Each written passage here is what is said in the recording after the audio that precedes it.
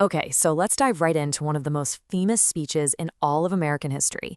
It's a story you think you know, a powerful tale of revolution, but there's a huge mystery hiding just beneath the surface, one that's had historians scratching their heads for a long time. Give me liberty or give me death. Wow, I mean, those words are just iconic, right? They've been drilled into our heads since grade school, the ultimate rallying cry for the American Revolution. But, and this is a big but, the story behind that famous line? It's way more complicated than the history books let on. All right, so let's set the scene. It's March 23rd, 1775. We're in Richmond, Virginia, at St. John's Church. You've got 120 delegates from the Second Virginia Convention all packed inside. And they're not in the capital, Williamsburg, for a very good reason. They're trying to stay under the radar, away from the watchful eye of the British governor. You can just imagine the tension in that room. And when I say packed, I mean packed. Guys are literally hanging out of the windowsills just to catch what's being said. The big debate is, what are we going to do about all these British troops showing up? War feels like it's just around the corner. And right in the middle of all this heated talk, this tall, kind of lanky lawyer gets up. His name is Patrick Henry, and he's about to drop a bombshell of an idea. Virginia needs to get ready for war. Now, according to the legend, what happened next was pure magic. People who were there said his speech started off all calm and logical, but then it just built and built into this inferno of emotion. By the end, the whole room was just stunned, completely spellbound. And get this is how powerful the story is. One of the delegates, a guy named Colonel Edward Carrington, was so moved by what he heard that he made a truly wild request. He said, "When I die, bury me right on that spot, right outside the window where I stood and listened." And you know what? His wife actually did it in 1810. That's the incredible legend we've all been told. Okay, but here's where the story starts to get a little shaky. What if that perfect, powerful story isn't quite the whole story? What if the most famous words from that day were never even written down at the time?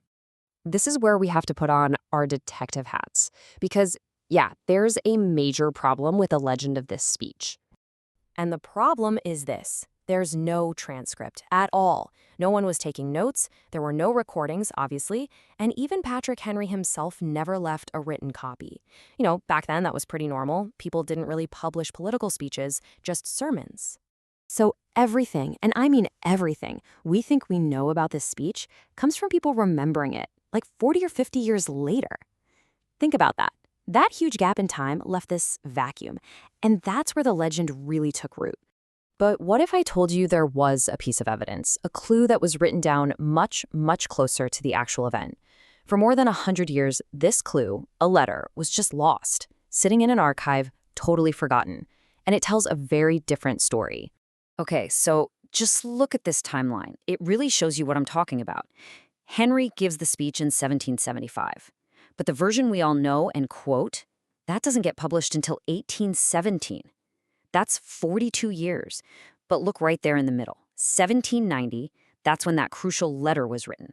It existed, but then it just vanished for a long, long time. So, this missing letter, it was written in 1790 by another big-time Virginia politician, Edmund Pendleton. James Madison had actually asked him about the speech, and eventually it turned up in the archives of the Maryland Historical Society. When it was finally rediscovered in the 1900s, it totally changed the game for historians. So, the big question is, what was in this letter? What did it say?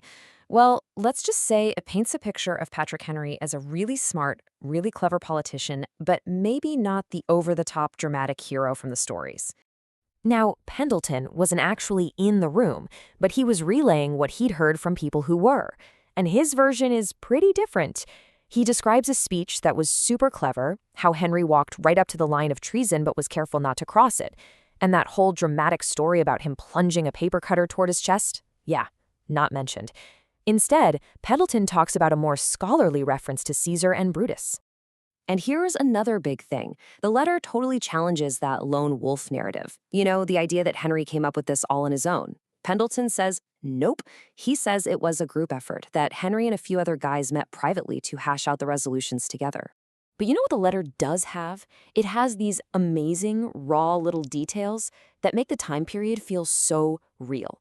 Like this quote here. It's about an old guy kicking the ashes of a burned effigy and yelling this at it. It's not polished, it's not heroic, but man, does it show you just how angry people were about the Stamp Act? Okay, so if Pendleton's version is so different, and we know there was no transcript, then where on earth did the famous version, the one we all know, with all the drama, actually come from? Well, for that, we need to meet a man named William Wirt. He was Patrick Henry's first major biographer. And Wirt wasn't just writing a history book. He had a mission. He wanted to create a larger-than-life hero for this brand new country, America, which was desperate for legends. And here's the kicker. Wirt had Pendleton's letter. James Madison himself gave it to him. But he chose to ignore it. Why? Simple. It didn't fit his story. A collaborating, careful Patrick Henry wasn't as exciting as a lone, fiery revolutionary. It messed up the perfect, heroic picture he was trying to paint. So where did Wirt get his version? His main source was a guy named St. George Tucker. Now, Tucker was there that day, but he was just a young spectator in the church, and he was remembering it 40 years later. So basically, Wirt took Tucker's 40-year-old memories and polished them up, turning them into the literary masterpiece that we now attribute entirely to Patrick Henry. I love this quote from William Safire. It just sums it all up perfectly. If this story is true, then Judge Tucker belongs among the ranks of history's best ghostwriters, right? It doesn't mean the speech isn't powerful, but it reframes it. It's not a word-for-word transcript. It's a brilliant reconstruction, even if it's a bit embellished. So when you boil it all down, the story of this speech really proves that history isn't just a list of facts. It's a story, and it matters who is telling that story and why they're telling it. It really makes you think, doesn't it? How many other famous moments from history that we think we know are actually more about the legend than the reality?